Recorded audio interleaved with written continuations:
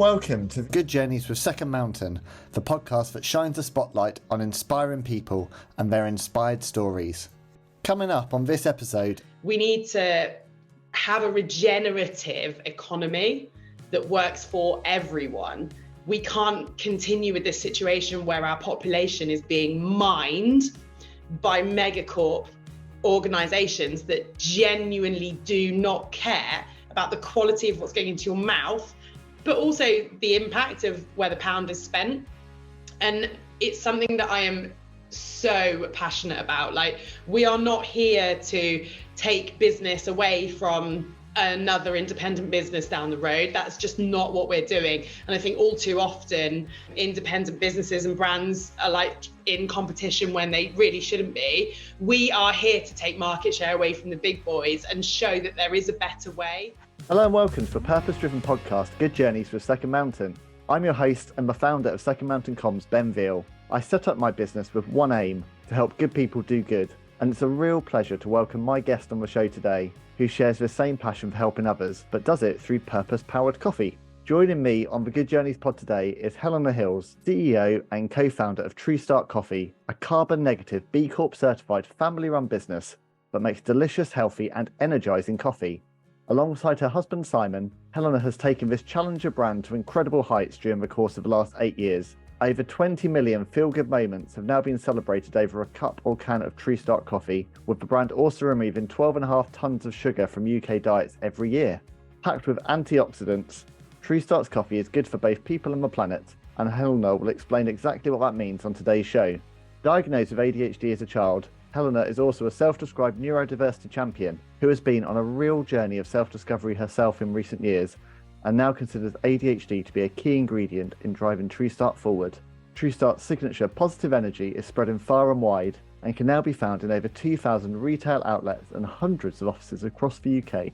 I can't wait to speak with Helena today for what I have no doubt will be a truly inspiring conversation. But before we dive into that, please do subscribe and give the Good Journeys pod a big thumbs up or 5-star rating, however you're tuning in today. Join in and let us know what you think using the hashtag GoodJourneysPod, as your support helps us to keep sharing inspired stories and inspiring people. Right, let's get on with today's episode. Helena, welcome to the Good Journeys pod. How are you today? Hey Ben, I'm really good. Thank you so much for having me. It's good to see your face. Yeah, you too, and your lovely hair, as always. And your hair. Thank you. One does try.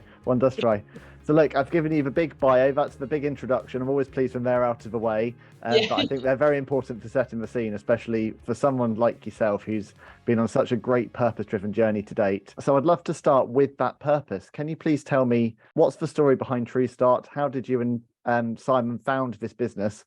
And most importantly, what's the overarching purpose behind it all? Awesome, absolutely. So you've already mentioned that TrueStart, we're an ethical, Bristol-based family business, and we make absolutely delicious, healthier coffee to make you feel absolutely amazing. So the whole reason TrueStart exists on this planet is to spread just massive positive energy and make people feel good. That's really, the coffee is incredible, but actually it's really a vehicle for that feeling. We really think that energy is contagious. And if we can use our incredible coffee, and coffee turns out is a great vehicle for any energy, making people feel good. If we can use TrueStart to spread more positive energy, it'll create this like butterfly effect, and people will hopefully pass that on.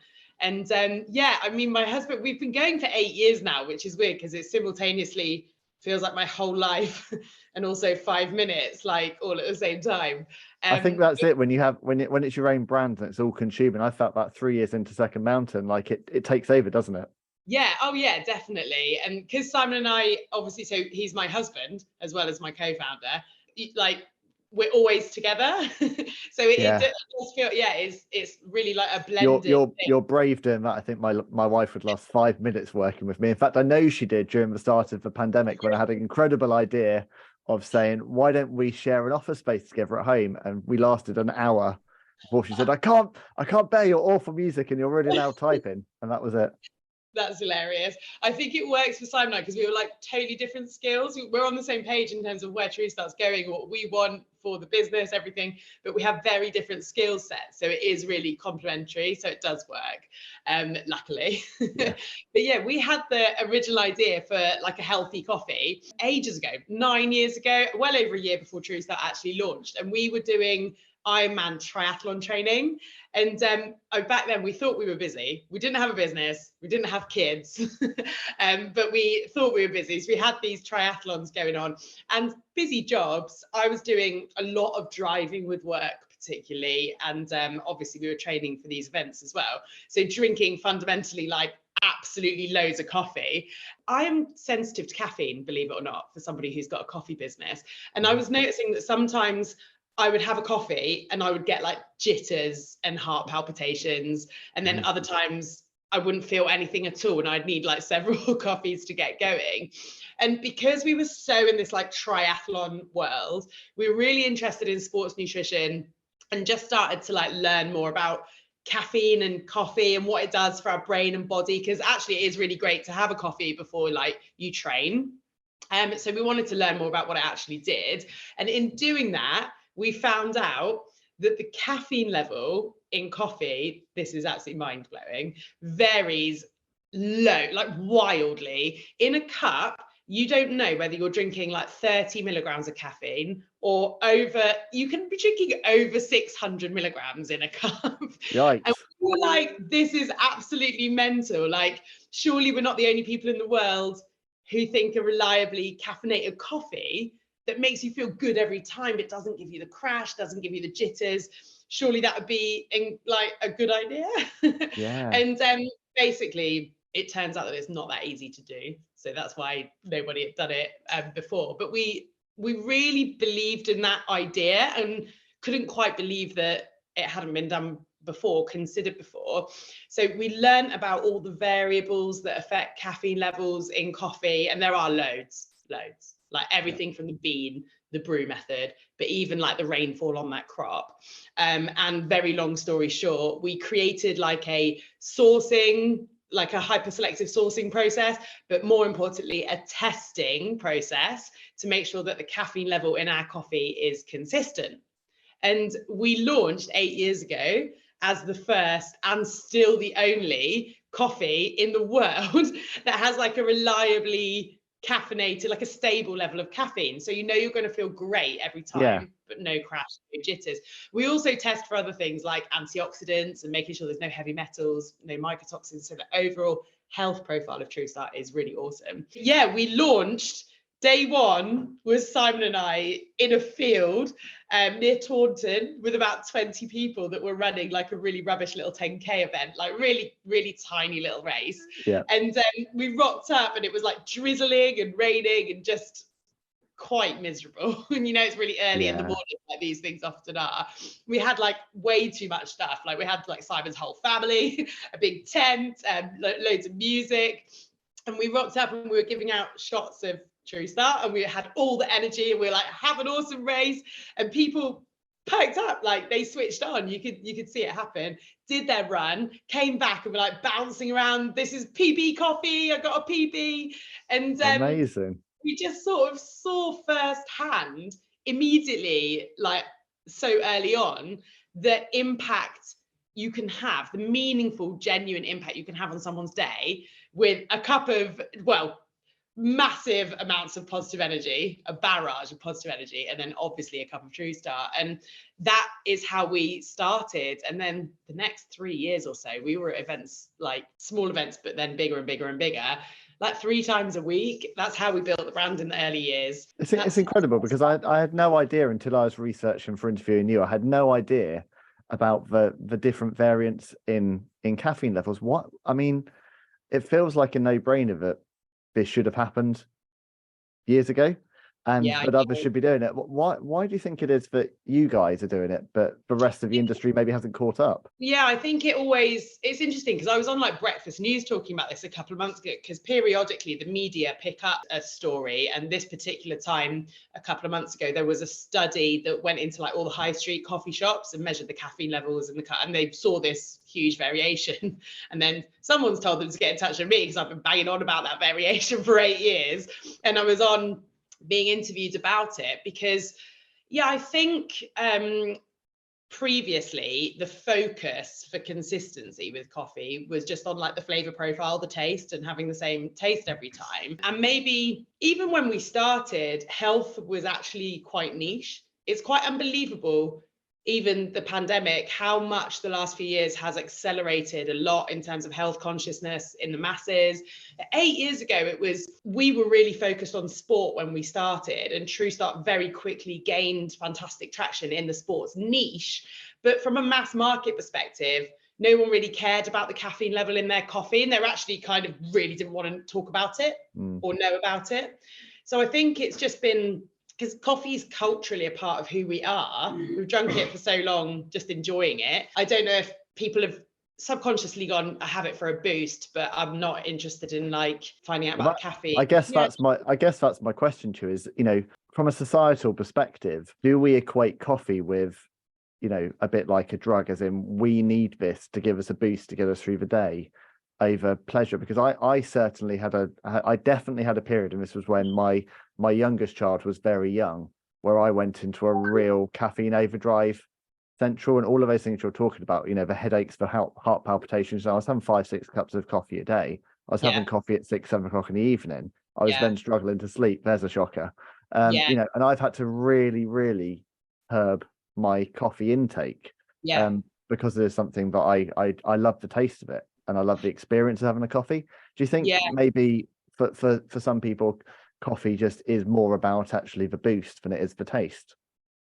I think coffee means something quite unique to everyone, if I'm honest. Like being in this world all day, every day, you really see how important coffee is to people, whether they know it or not. It really is. It's like a ritual for people. For me, I feel like it's sometimes like I have unmedicated ADHD, and it's not until later in life that I realize like caffeine increases the dopamine availability in your brain, which really helps me understand why it calms me down, because ADHD is a fundamental low dopamine condition.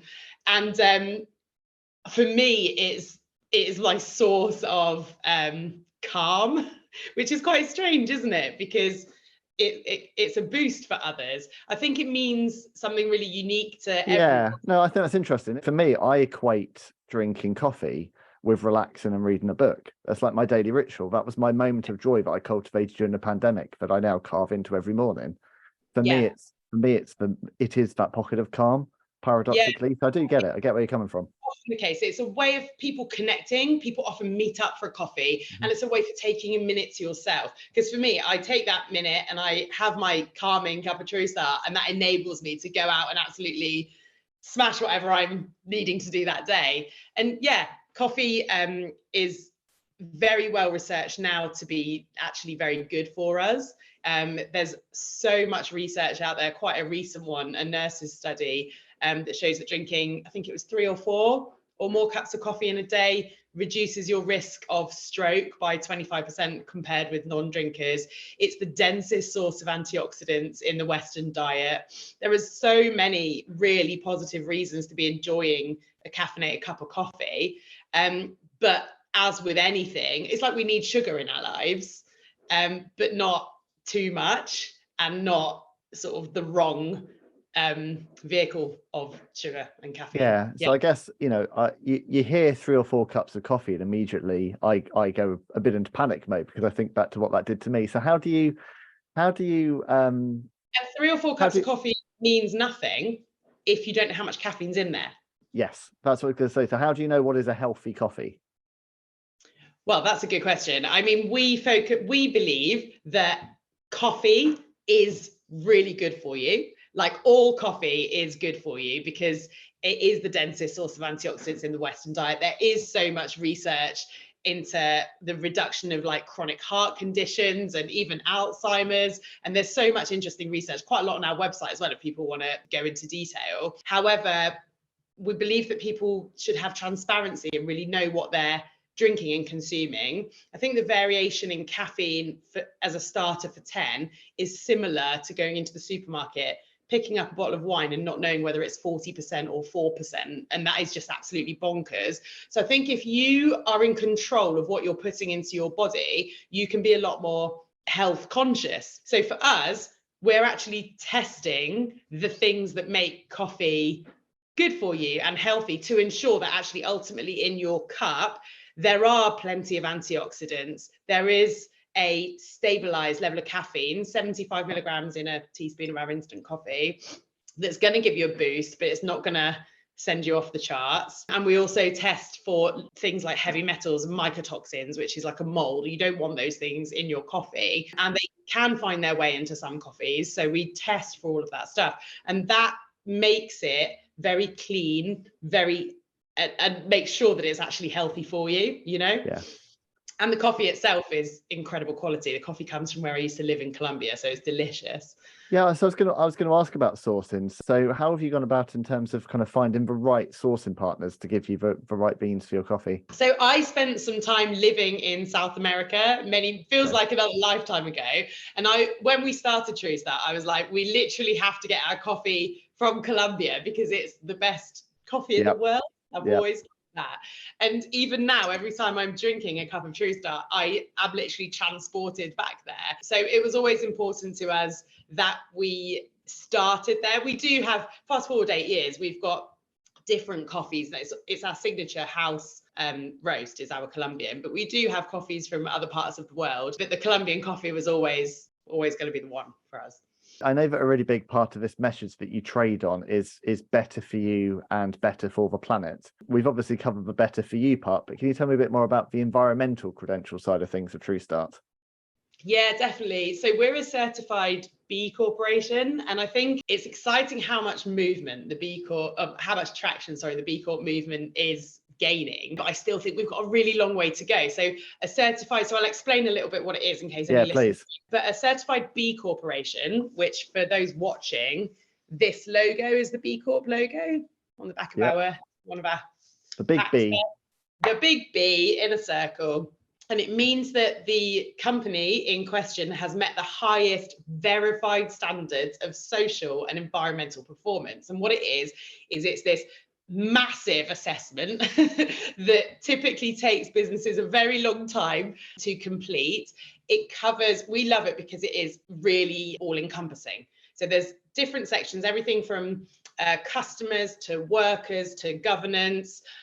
Your business is really ripped apart completely and really looked at in depth. And then you're given a score against their assessment criteria, which, like I say, is a very, very detailed, in-depth process with, like a questioning and like interview and all kinds of things. Yep. I think the highest possible score is 160, I think. The average business that takes the test that does the assessment gets 50 or around that. You have to get 80 in order to become certified, and TrueStart certified with 99.6, which is considered outstanding. So it's scored really Congratulations. proud. And thank you. But the reason I like it so much is because I think it's the only certification that looks at the whole business instead of like a stovepipe narrow focus. And that really reflects Simon and I's entire approach to business from day one. And I think this is the same for a lot of B Corps, where the idea of doing better business, and being a B Corp for me is being part of a community and being part of a mindset that's ongoing. It's not certification then done, because you do have to recertify as well every 3 years. For Simon and I, it reflects how we've always approached TrueStart. We've always wanted TrueStart to not compromise on people, on the planet, to be the best product on the market in terms of taste, health, everything, but without compromising on people through our whole value chain, from farm to cup, the retailers, the customers, absolutely everyone, as well as the planet. And that means that every decision we make, we try to make a decision that's going to make it easier for us to sleep at night. That's just who we are. But until the B Corp certification came along, it didn't feel there was anything that kind of reflected that approach to business, which we believe is the approach that we need more businesses to be adopting. Yeah, it was a very interesting assessment anyway, because you're learning so much about the business. But last year, and that was just over a year ago, last year we became certified carbon negative as well. Just back to your question about like environmental credentials. Yeah, exactly. And we're the first instant coffee on the market to become carbon negative. And what that meant was, because we're the first ones doing it, a lot of first times in terms of analysing our supply chain. Nobody's done that before. So a lot of work has gone into understanding the environmental footprint, the impact of an instant coffee supply chain. We're a very packaging heavy business because we're a product based business rather than like a service, for example. We're also coffee. So we went through this whole very in-depth process of learning about our carbon emissions, scope 1, 2 and 3. And then we put a reduction strategy. We reduced our emissions immediately where we could, put a reduction strategy in place, and then did a load of projects that were like avoidance and offsetting projects. So for example, like a forestry project in Colombia that's giving back to the communities that we buy coffee from. Amazing. I think it's so inspiring because, you know, I mean, I talk a lot about purpose in talks and workshops, and, you know, we've really seen a movement in the last 3 or 4 years. We were seeing it pre-pandemic. We certainly saw it 2020 and beyond, in terms of more and more consumers wanting to really feel that the decisions they're making on the shelf are actually not having a detrimental impact on the planet, and actually also that the brands that they are supporting and that they are loyal to are transparent about how they operate and how they treat people. And I believe that our approach is almost like semi-broken, like here in the UK, but definitely globally as well. So for example, you already know that TrueStart is a master brand. We have all types of coffee products, from fresh to even delicious sugar-free drinks. But our barista grade instant coffee is what started it all. And this is a category in food and drink that is absolutely dominated. Honestly, if it's not owned by Nestle, it's owned by Jacobs Douwe Egberts. It's dominated by the largest food and drink businesses in the world that I believe have a scary, really scary amount of power and dictate like what is going into our bodies. It's insane. The power that they hold is not just over that, but it's the shelves in the supermarkets. It's not just instant coffee. Like almost any category is dominated by these huge food and drink businesses. And to me, they hold so much power over the retailer, the availability, the space, and ultimately, and advertising, ultimately what we are consuming, that we are kind of often brainwashed, and the entire value chain does not see the benefit that we should be seeing from the products that we're buying. And most of these businesses are not UK based. So we're in a situation, I believe, where we are paying money out to companies that take that money abroad into other bank accounts in other countries. In this country, we don't actually tax that revenue. Meanwhile, our public services are on their knees. I don't know the last time you tried to get a doctor's appointment, but you know, it's not an easy time at the moment, is it? And we need to change that. We need to have a regenerative economy that works for everyone. We can't continue with this situation where our population is being mined by megacorp organizations that genuinely do not care about the quality of what's going into your mouth, but also the impact of where the pound is spent. And it's something that I am so passionate about. Like, we are not here to take business away from another independent business down the road. That's just not what we're doing. And I think all too often, independent businesses and brands are like in competition when they really shouldn't be. We are here to take market share away from the big boys and show that there is a better way, because I think sometimes a consumer can feel like they're almost doing a favor to an independent business when they buy something from them, when actually it's so important that that type of business exists. So we've worked really hard to like price our coffee competitively to the big boys. And believe me, we don't have the cost efficiencies that Nestle have, but we know how important it is to be affordable for people en masse to be able to choose TrueStart. And that is what we're on a mission to like resolve, really, is that broken world order for food. Is that quite an extreme thing to say? No, I mean, because I mean, also, you know, we were talking about people making healthier choices during the pandemic. I think part of the reason people made healthier choices was because we all had money in a strange way, because the world closed down. So actually, so many of the overheads and cost of life, people weren't going out, people weren't going to, you know, to cinema or meals out or whatever. So we invested a bit more in our stay-at-home cooking. Then you enter a recession, and obviously, you know, the pound comes first, and it's a real challenge, I'd imagine, for an independent like yourself to be able to cost competitively in a market where we've been conditioned that cost is key, but to still maintain all the great things that you're looking to do as a purpose-driven brand. Yeah, absolutely. And I think well, sometimes it's been a really key part of our strategy is making sure that the product is affordable. Sometimes I look at our megacorp competition, and when I'm talking about competition, I am talking about the megacorp super established businesses. The prices they're charging are the same, if not higher, than ours, and that blows my mind.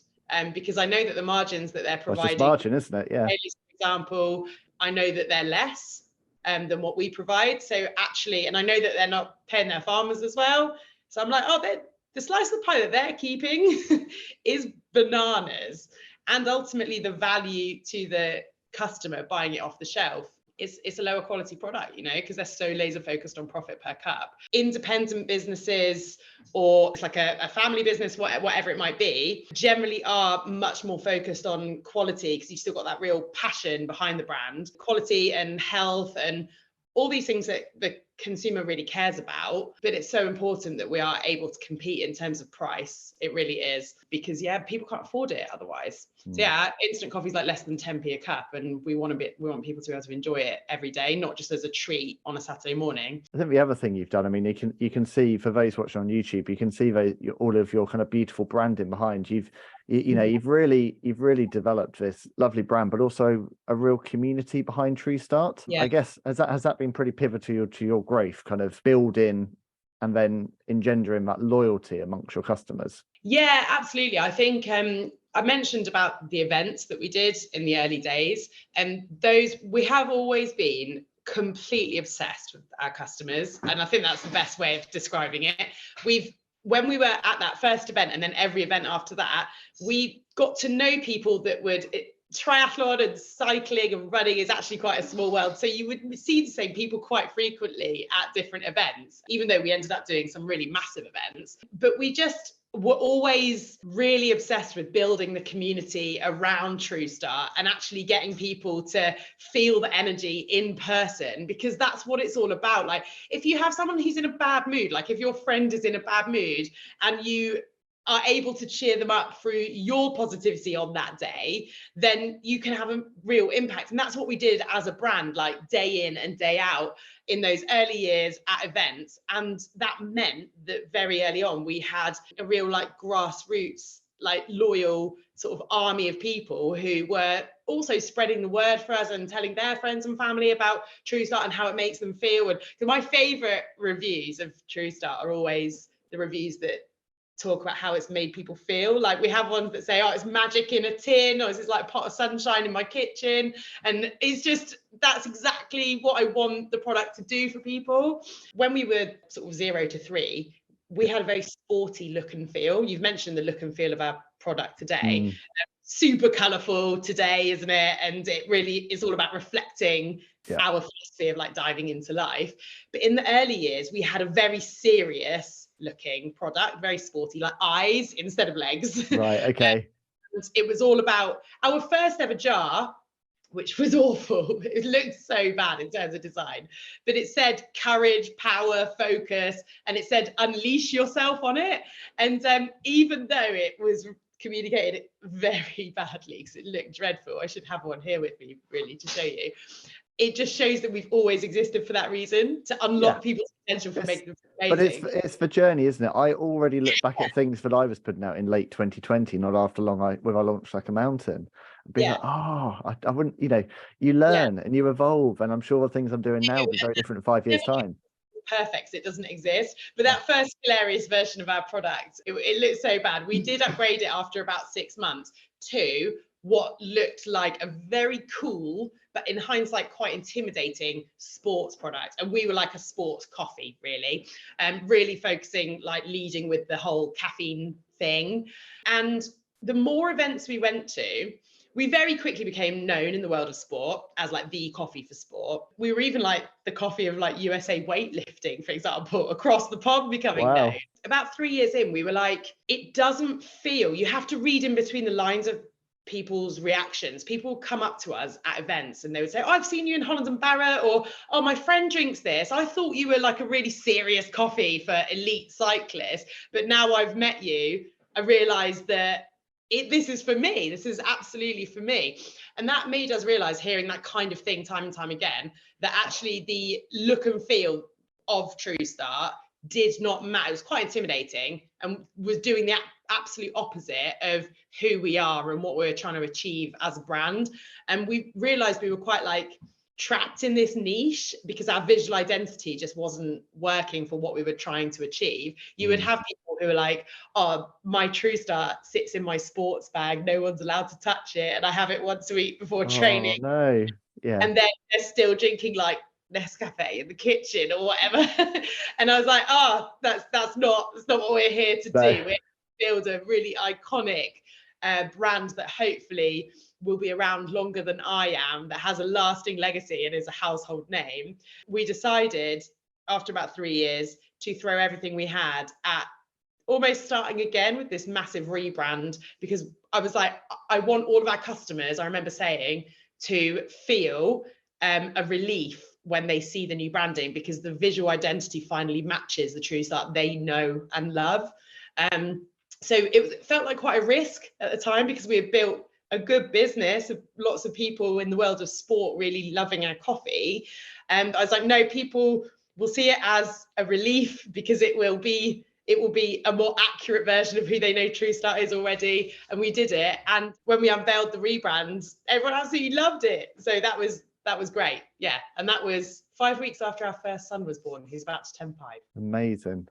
And do you find you're still getting that sports audience as well as a broader audience despite the rebrand? Yeah, absolutely. And it's a really important, it's our roots. Sport is our roots and really important part of who we are. We've just partnered up quite recently with DeLonghi, for example, and we do lots of park run activations with those guys, going and spreading our positive energy with a fantastic DeLonghi machine, so our fresh coffee, to park runners across the country. And I love going to those events myself, because it's exactly where we started, and yeah, nothing feels better actually. So yeah, I guess what's really nice about that as well is are you involving families in that? Are they some of the family park runs, or are they the adult park runs? We've only been to the adult ones so far, but Simon and I take our son Leo to the junior park run on a Sunday locally, and there's so many parents there who could probably do with enjoying a TrueStart. We might start doing junior ones. It's interesting. I mean, I think the coffee revolution, you'll know this much better than I, Helena, but when I was growing up, when I was a young lad, I'm showing my age now, but it was always a cup of tea. You had a cup of tea. We're British, we have a cup of tea. I equate the coffee revolution broadly to the mid-90s and Friends and Central Perk, and suddenly coffees became a thing. And I would never dream of saying, do you want to meet up for a cup of tea with a client now, or anyone? It's always, do you want to meet for a coffee, even if coffee is not what they ultimately order.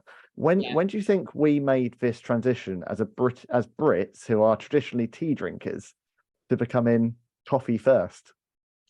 Very good question, because I think everything you've just said, it is potentially quite recent, but actually what's really interesting about the UK is that we are, like it or not, a nation of instant coffee drinkers.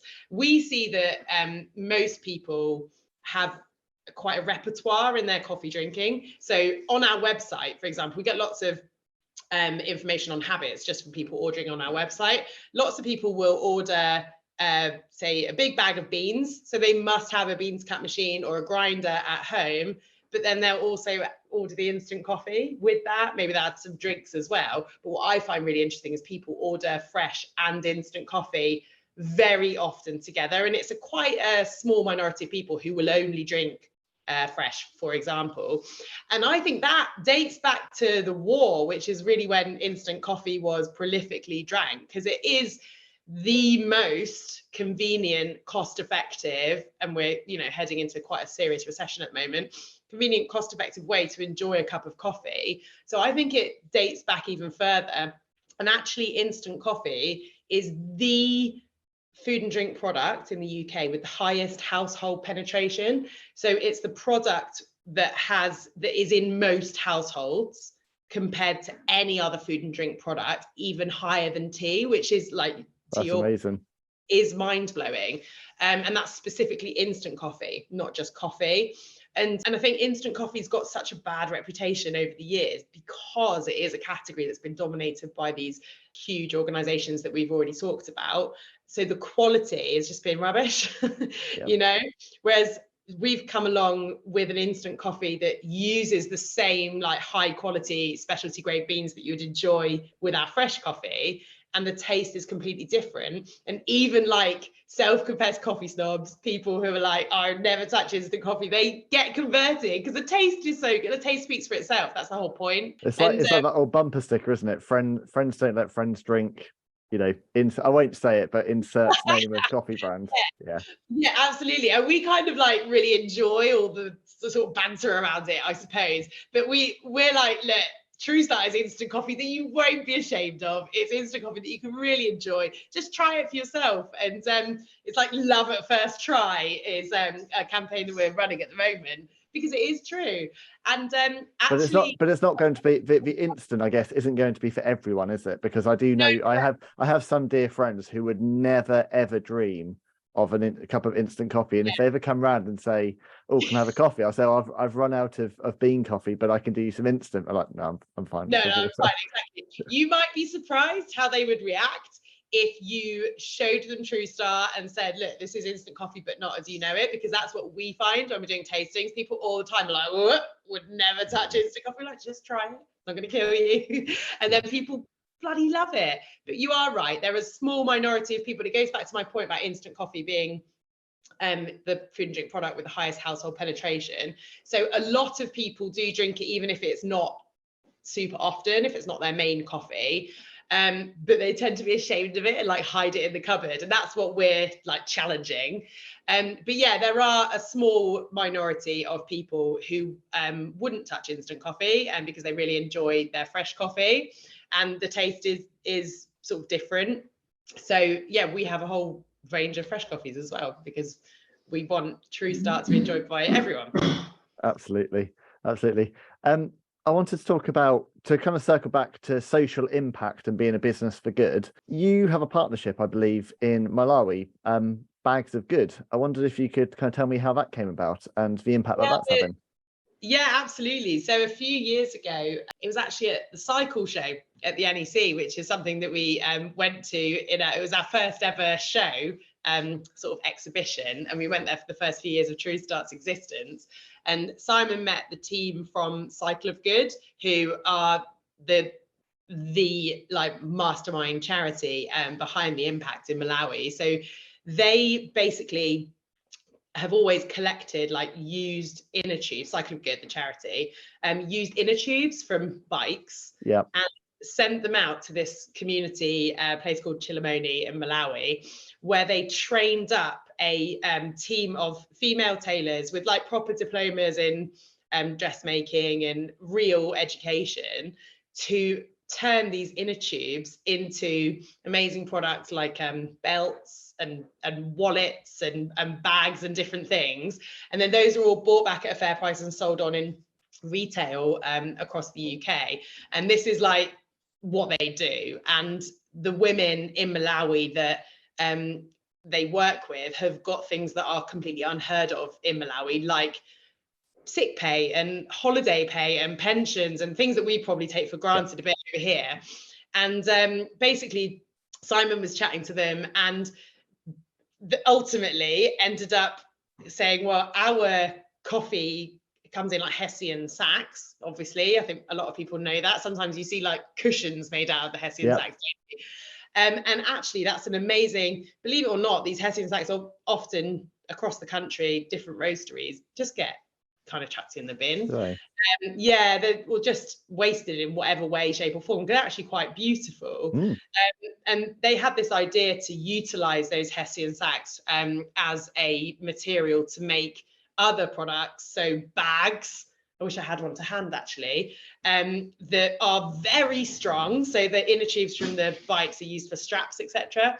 And yeah, then that's a new whole product range that's then also bought back at a fair price and sold on in retail. Oh, Simon's actually just gone to get me one across the country. Oh, look at this. Here's one. Fantastic. This is the shopper bag, and you can see the straps there made out of the tires, the inner tubes. Incredible. You see good logo here, which is also made out of inner tubes. And yeah, it's just like a proper circular feel good thing. And the Hessian is now collected from roasteries all across the country, not just TrueStart, which is actually something that I think is amazing. Amazing. I absolutely love that. I love the logo. The Cycle for Good logo is brilliant as well. What a brand identity that is. Awesome charity. So we touched on this earlier when I was introducing you. I wanted to talk around neurodiversity. So I know, Helena, that you're a very proud neurodiversity champion. And we've spoken off air that I've been on a journey myself of discovery since my son's autism diagnosis a few years ago. Can you tell me a bit about your own neurodiversity journey, kind of how you've come on a journey of learning more about ADHD and learning about yourself, and from a business standpoint, how you've channeled that into TrueStart? Yeah, absolutely. No one knew anything about ADHD. That's like nearly 30 years ago. No one knew anything. And actually, I've asked my dad in recent years, what did you think if I asked you then what ADHD was, and now, would you give the same answer? He said no. So he understands that 30 years ago, he thought that it was a behavioral condition, as did everybody, that fundamentally needed changing within the person. And now he understands that it's a neurological condition that needs understanding and adjusting to. And in many ways, I was very lucky that I was diagnosed, and my parents have always been incredibly supportive, but also they were completely in the dark, right? I have had like a really weird journey with ADHD because I always pretended it didn't exist. So when I hit adulthood, certainly, I think I never wanted it to be in my head, also not understanding it myself. I never wanted it to become like an excuse for not succeeding. So I literally pretended it didn't exist and almost forgot about it. I think, for example, Simon knew that I had ADHD, but so we must have mentioned it, but it was never, ever spoken about or a part of my life. Wasn't a defining characteristic. It was just there in the background. It wasn't a thing in my head whatsoever. And I maybe almost thought that I'd grown out of it, which I now know is not possible. And I certainly wasn't behaving like I'd grown out of it. But basically, for the year or so before the pandemic, I could not shake the feeling that I needed to like break through some sort of existential ceiling that I had hit up against. And I was feeling like really quite lost in myself. And this is before COVID came along. And my mind felt like quite out of control sometimes. And I just felt like I needed something more, but I had no idea what that was, because I'm lucky in a lot of ways. I've got a brilliant family, husband, business, friends. So it wasn't anything to do with any of those things. But during lockdown 1, Simon and I were watching like a really random TV show called Race Across the World. Love that. But it was like the first series, I think, or the second. There was a young guy aged about 20 who was entering into his adult life struggling with his ADHD. And I had a literal light bulb moment that when I was 7, I was diagnosed. And it sounds really strange, but I literally remembered that I have ADHD. And it was this combination of having 2 babies. So during that first lockdown, I had a 3-month-old baby and a 21-month-old toddler. So it's quite an intense time. And so the massive change in environment that, comes along with having children, plus the stress of lockdown, where, TrueStart lost 95% of our customers and revenue, and everybody's got their own stories from the lockdown. But that additional stress had triggered like much more severe symptoms than usual.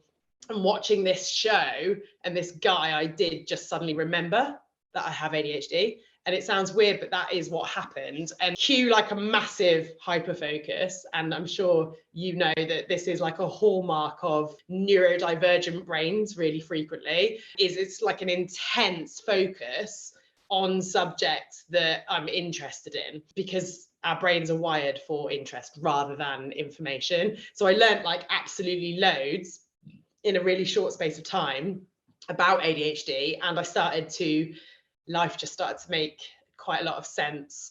And I learned that I experience daily life quite differently from a neurotypical person. I'm feeling emotional, Ben. No.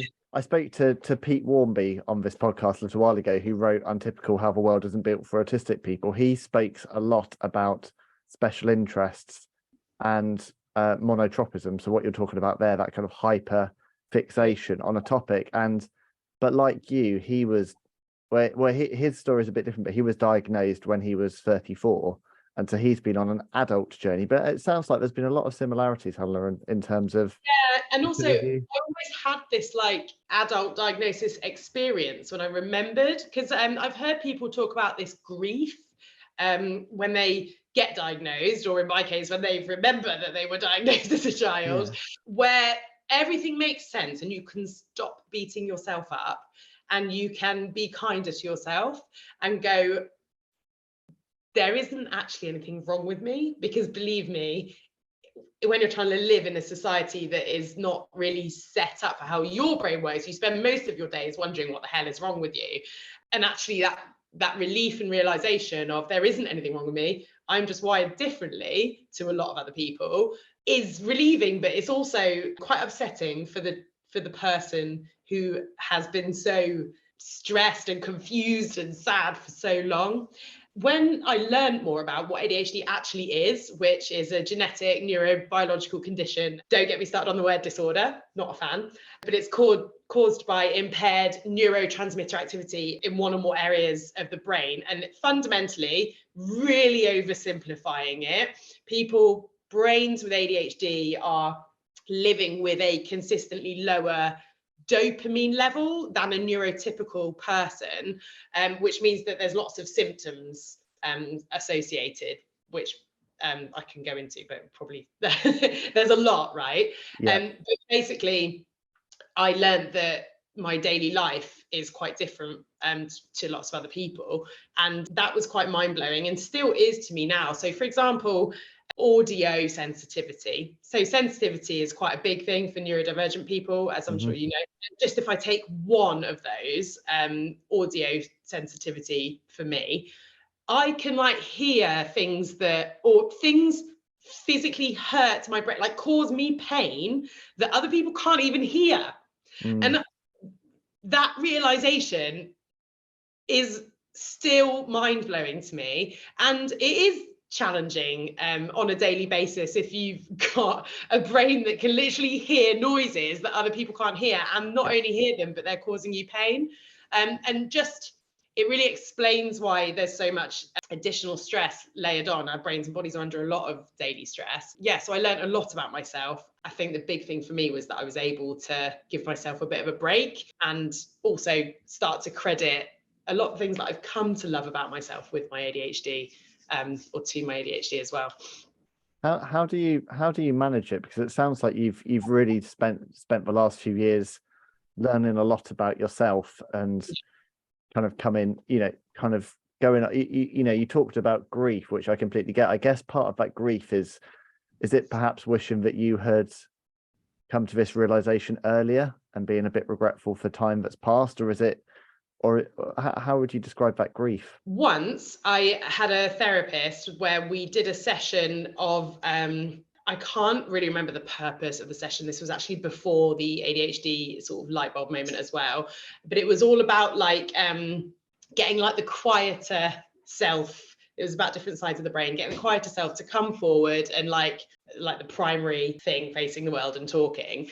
And I just remember my like quiet person inside is like this really like sweet little girl who's just there going, I'm a good girl. I'm just a good girl who's, oh gosh, this is ridiculous. Sorry. Well, that's okay.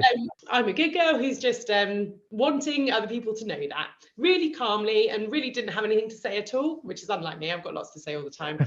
And now I look back and it's that little girl that I'm grieving for, because there was a Harvard study which showed that by the age of 12, a child with ADHD, so whether it's diagnosed or undiagnosed, has received on average 20 additional negative criticisms, versus their neurotypical peers during school hours. So that is 3 additional negative criticisms per day during school hours versus their neurotypical peers.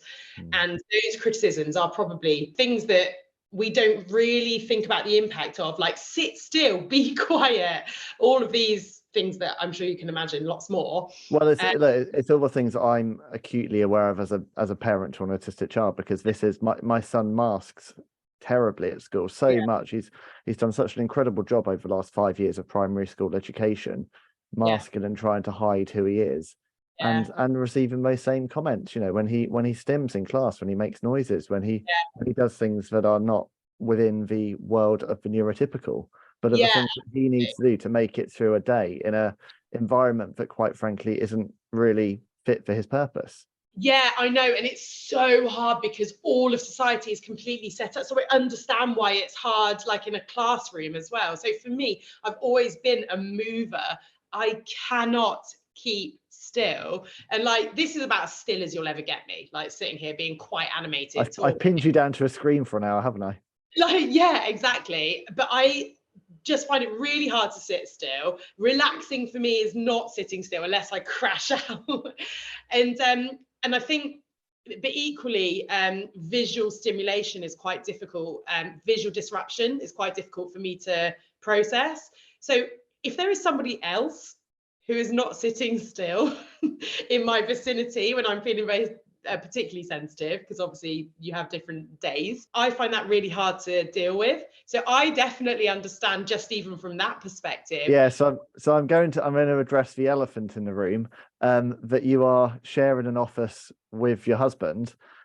Whilst we record that. How do you find sharing a space? Because I know for my son, I mean, he shuts himself away when he wants to concentrate. I shut myself away when I work. And I like to be on my own when I work. That's something I've learned about myself during COVID. But clearly it works for you to have that, to work in close proximity with your other half. It does. However, in the last hour, he has done the tiniest little like tapping on the tables. It's like I've had to hold myself back and going, Simon, shut up. And they're tiny, like imperceptible probably to most people. But Simon is actually very, very like in his own world and focused on his work too when he's sat at his desk. So it really does work. And I don't know, I think we understand each other really deeply. Also, so India on our team, who isn't here today, but she usually sits next to me, I find her presence a really positive thing, and I feed off positive energy. So yeah, I think when I'm hyper focusing, I do need silence, and I might put headphones on or earplugs in, but I think the guys also really understand. Yes, I'm the same. I always say to anyone I'm working with, if my headphones are in, then I'm not here. I'm literally just ignore me.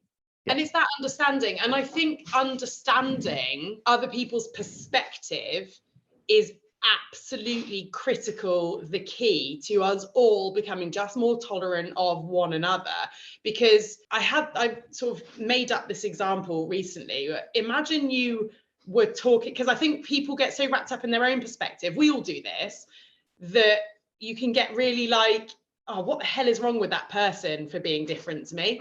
And when someone is different to you, I think our reaction can often be really, really negative in society. So you're talking about stimming in a classroom environment, and kids that need to move, and actually that could be quite disruptive for the rest of the class, but they need it in order to, so you'll balance like really different needs across the board. And instead of like trying to force everyone into the same round hole, or square peg into a round hole thing, square hole, round hole, I don't know. Actually understanding is what's key, because imagine if you were talking to somebody who was colorblind, and imagine if they were a kid and they didn't even know themselves yet that they're colorblind, and you're having like a massive argument with them about whether or not that wall is red or green, and you literally cannot understand how on earth they're arguing about something that's so bloody obviously Do you remember wrong. do you remember the green and what was it, the gold and blue dress that did the rounds on the internet about 5 years ago, and how that divided everyone? That was fascinating. Yeah, it absolutely fascinating. And like in this scenario, if you can imagine, you just are completely dumbfounded by how this person is telling you you're wrong, who is quite obviously a green wall. What are you talking about? Until you realize that they're colorblind, and it is fundamentally their perception that is entirely different from your own. Yeah. And I think that helps me personally when I'm feeling particularly sensitive, and if stress levels are high, or for me, if I haven't eaten, for example, then my sensitivities, of which there are a lot, can become quite unbearable. I just try and remember, sometimes it's harder than others, that other people, their movement or their noises, or that they're doing those for their own reasons. It's coming from inside themselves, and it does help me to go try and sort of I never sit still and have a twitchy foot, and it drives my wife mad. We'll be watching TV in evenings and I'll be twirling my foot to try and stop my foot, but it calms me.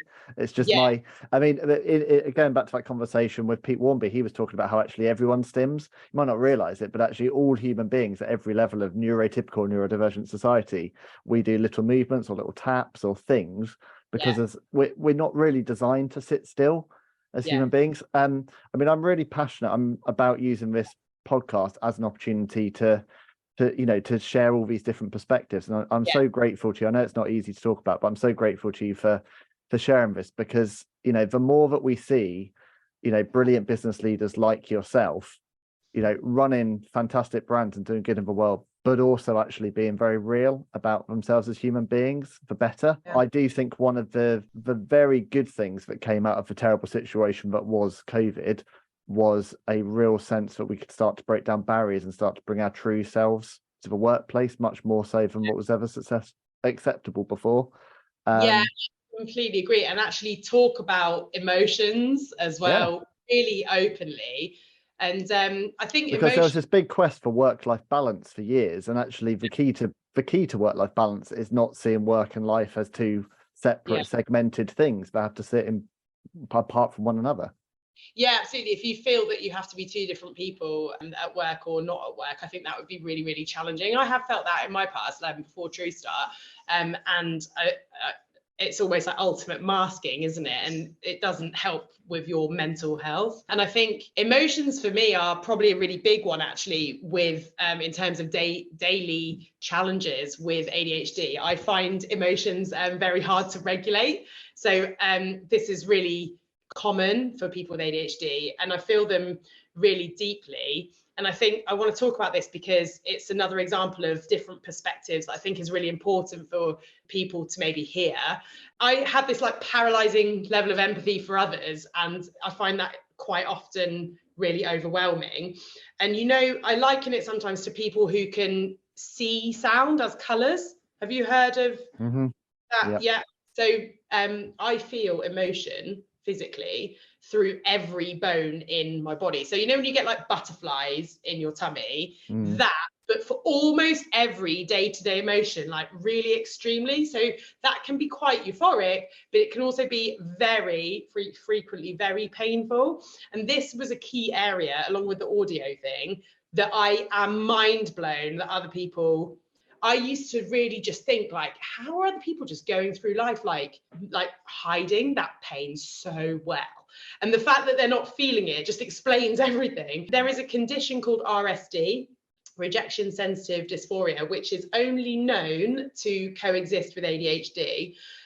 So it's the serious and intense physical pain that is related to rejection, and that rejection could be perceived rejection as well as real rejection. So I've got this really badly, and I get really clouded judgment on just the tiniest of comments, but generally only people that I'm very, very close to, because that's when the rejection, that's when it feels like rejection. Because if it's a stranger, I'm not bothered.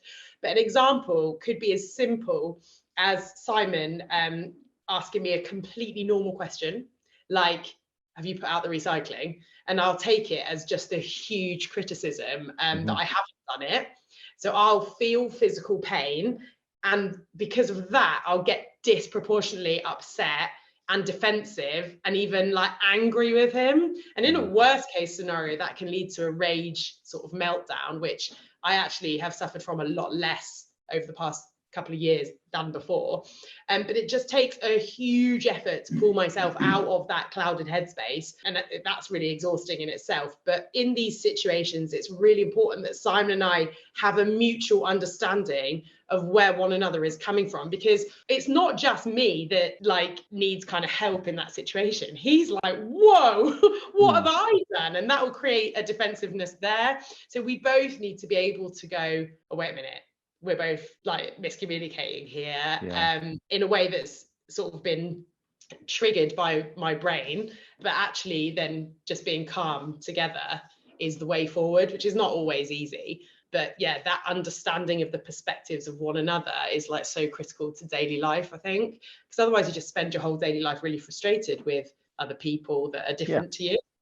Yeah, especially when you become obviously you've gone through this journey whilst becoming a parent in the early days of being a parent. So you've also got to bear in mind, how you're kind of paying forward that behavior, haven't you? And learn what works for you so that you're not going to have those same interactions with your children. Yeah, absolutely. And I think it helps for people, all people, to understand these perspectives, because like it could happen at work with your colleagues. Like your colleague could get like upset or defensive when you ask them something simple like, have you followed up with X? And you might be taken by surprise. I think they're being a tad unreasonable, but it could be that your question, their brain has perceived your question as like a rejection of their capabilities, so it's caused this disproportionate response that the person also probably then beats themselves up for as well.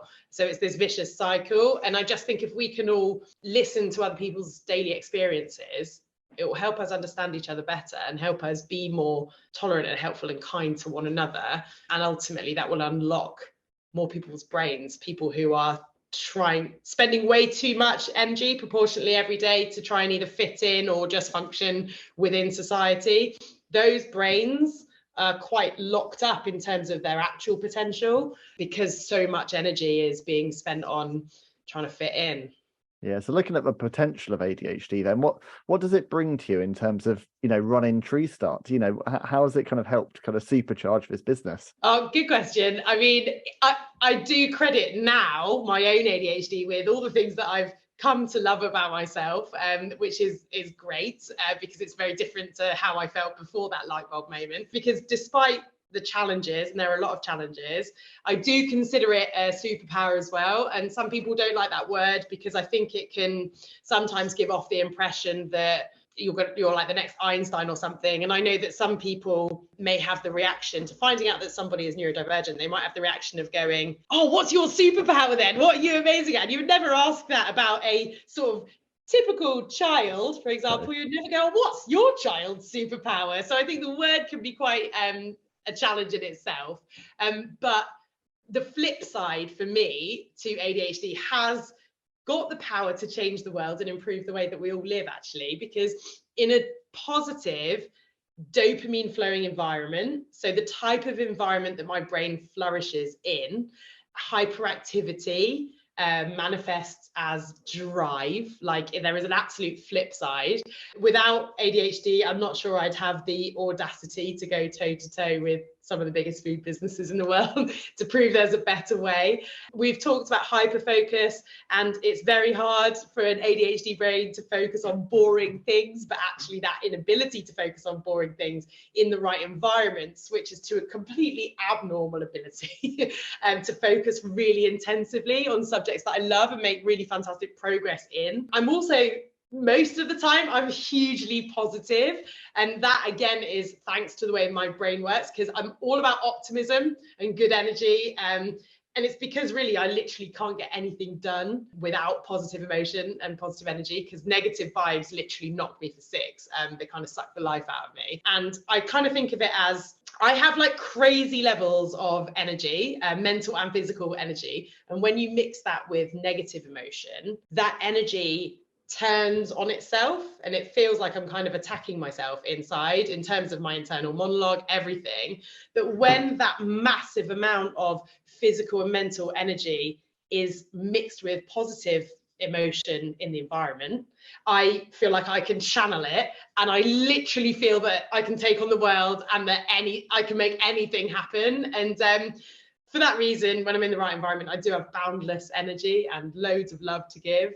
So I might find it hard to relax in a traditional way, but I definitely do make things happen. And there's other ways that my brain really helps in a sort of business sense as well. So when when there is like a crisis, ADHD brains, and this is where I really see my brain be cool and calm and collected, because we're really used to processing high volumes of information with very little filter. So high volumes of high priority information all of the time.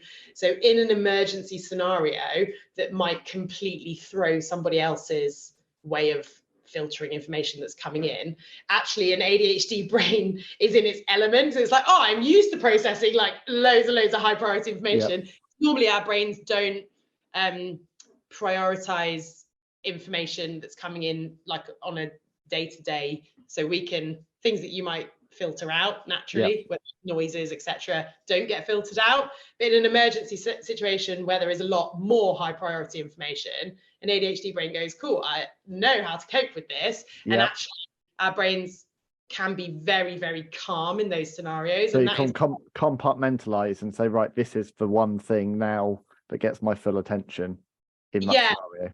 And also just see the wood for the trees, because we're not overloaded by all of the information that's coming in an emergency or a surprise scenario, because our brains are trained, they're used to being overloaded with information. And typical brain might go, Christ, this is too much information and it's all really important. How do I filter it and like manage it?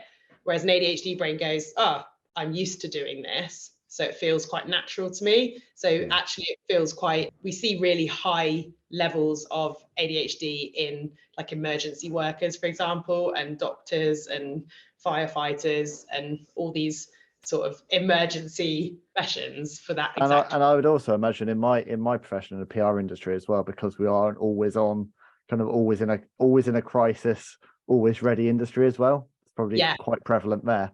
Brains of ADHD can sometimes also seem to notice things that other people miss for that same reason. So even though sometimes if the subject isn't interesting to my brain, I can be like, oh, I couldn't care less about any detail, anything to do with it at all. But if I am interested, the level of detail, like the detail orientedness and the intuitiveness is quite extreme. And again, because I'll notice information that others may naturally filter out. So that intuitiveness and detail orientedness is quite a hallmark as well. It's a fascinating area because it's just so subjective.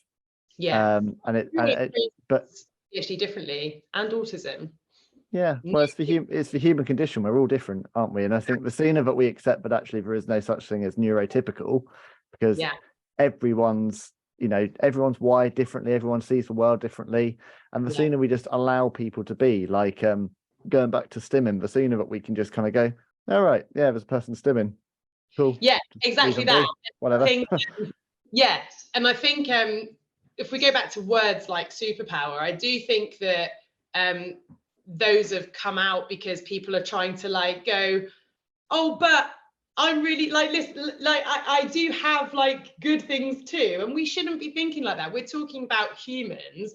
And actually, what I talk about quite a lot is that none of us, we humans, all humans, are normal. There is no normal.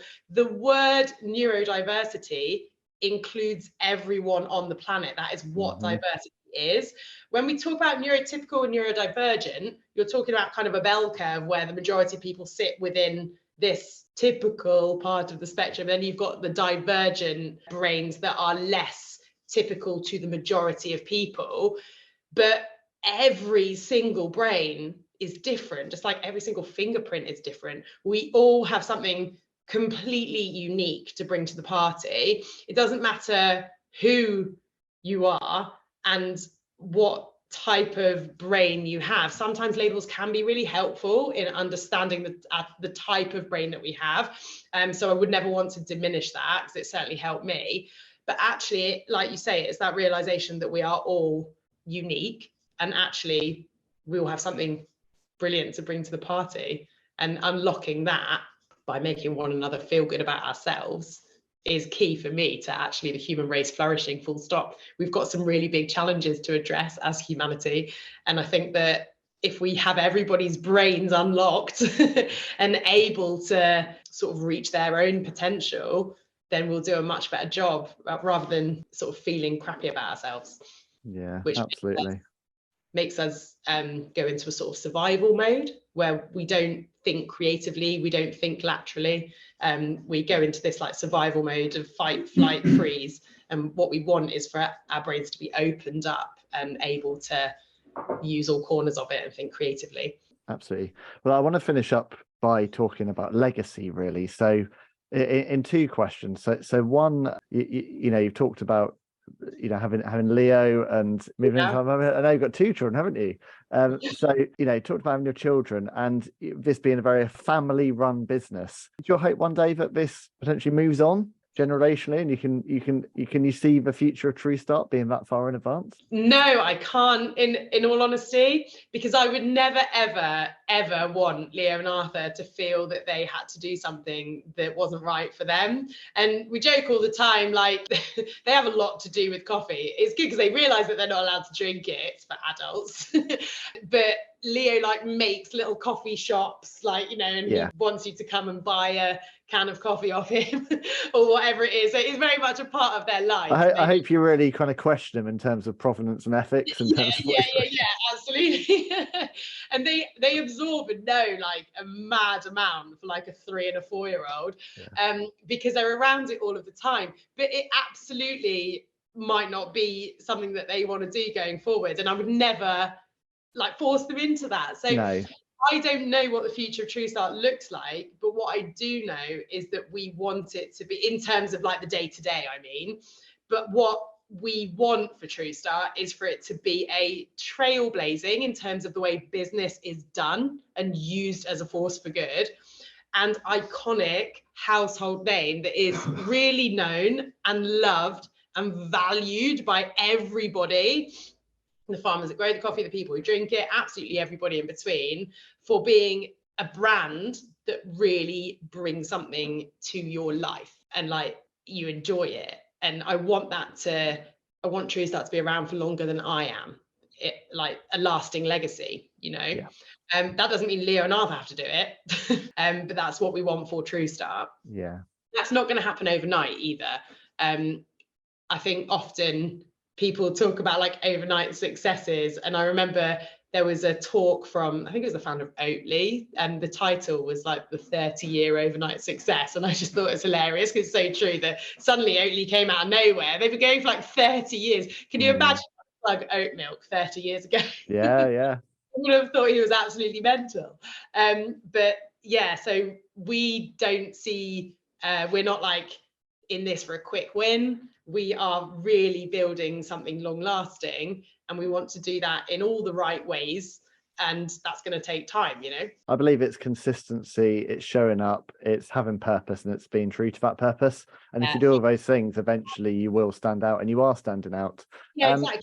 And it's a challenge early on, is that you're doing all those things, but because you've only been doing it for a short period of time, you've got to have time in the market to prove that you're going to be committed to that longer term. And now, after 8 years, people do definitely see TrueStart as what we have always known it is, and like it's nice to see that, you know. Yeah. Well, I interview purpose-driven individuals from all over the world, from all walks of life, but I always love to end every episode with something that's a bit of a practical takeaway. And in your example, I think that really comes down to building a challenger brand, because you've done that successfully in a really crowded and big boy dominated marketplace. Yeah. For anyone that's maybe listening today who has an idea, or is in that very early stage of mapping out an idea, or maybe has just brought something to market but it's not quite catching light yet, have you got any advice, looking back now 8 years on, that you would share for, you know, really bringing a challenger brand to market and sticking true to your vision? Specifically to that question, I would say every time Simon and I have gone against our gut instinct, we have been wrong. And it can be really, I remember in the early days, there was so much opportunity when you're starting out that like 90% of it is irrelevant. Stuff just starts to come at you when you start to put yourself out there. That actually, and because you're so new to it all, or we obviously were, we haven't done anything like TrueStart before. It was like first time founders, apart from sort of a little lifestyle business that we did alongside our jobs before. It took us a good couple of years to, if not longer, to start to understand what our gut instinct even sounded like, and then to have the confidence to listen to it. Took a lot of mistakes, a lot of not listening to it and then going, oh, that went wrong, and then going, actually, next time I'm not going to do that. I knew that was the wrong decision. Next time I'm going to listen to my gut. And it took years to get the confidence to go, no, that's the right thing to do. That's not the right thing to do. I'm not talking about like ethics or anything like that. I'm talking about like strategy. Yeah. You often do really know the right answer, but it can be very much unconscious. So really tuning into yourself, and not being afraid to fail. So the first version of our product, I'm sure it can be found on Google. It was in a jar and it just looked dreadful, but we brought it to market, and it was the first iteration of TrueStart. And sometimes people, I think, want to bring something very perfect to market. But I'm telling you now, this is not, you know, the current packaging today. This is not the finished article. Everything's an evolution. So I would say to just get out there. If you have an idea, don't be afraid to put it out there, put yourself out there. I think it's quite surprising, the responses. People might come forward and be much more helpful than you ever expected, for example. And yeah, I think just getting out there and doing it, not being afraid to fail, starting to understand what your gut instinct feels like and really listening to it. And that kind of directs you, I suppose. That's awesome.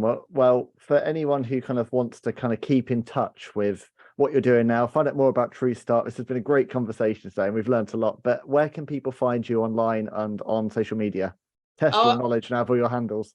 Yeah, I will. TrueStartCoffee.com and at TrueStart Coffee is our handle, whether you're on Instagram or whatever. And you can go down to your local co-op as well and pick up some of our delicious coffee if you want to feel awesome without a crash, without jitters. So yeah, that's probably the best. Please do give us a follow at TrueStart Coffee. I think we're quite fun to follow. Loads of and loads of fun stuff. Yeah, I agree. Well, look, thank you so much for your time today. I've really enjoyed, you know, the honesty, the passion you brought to this. I wish I could kick off every day with a 2-hour conversation with you, quite frankly, because it's you know, just full of positivity. So thank you, Helena. You're very welcome. Thank you so much for having me there.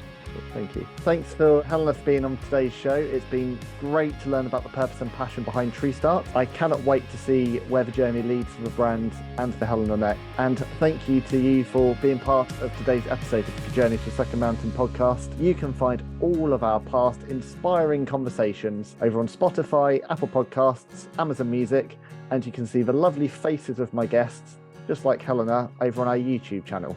Just search for #GoodJourneysPod. So that is it for today. My guest has been Helena Hills of TrueStart Coffee. I've been Benville from Second Mountain. This has been the Good Journeys Pod. So until next time, let's keep climbing together, and I'll see you all again soon.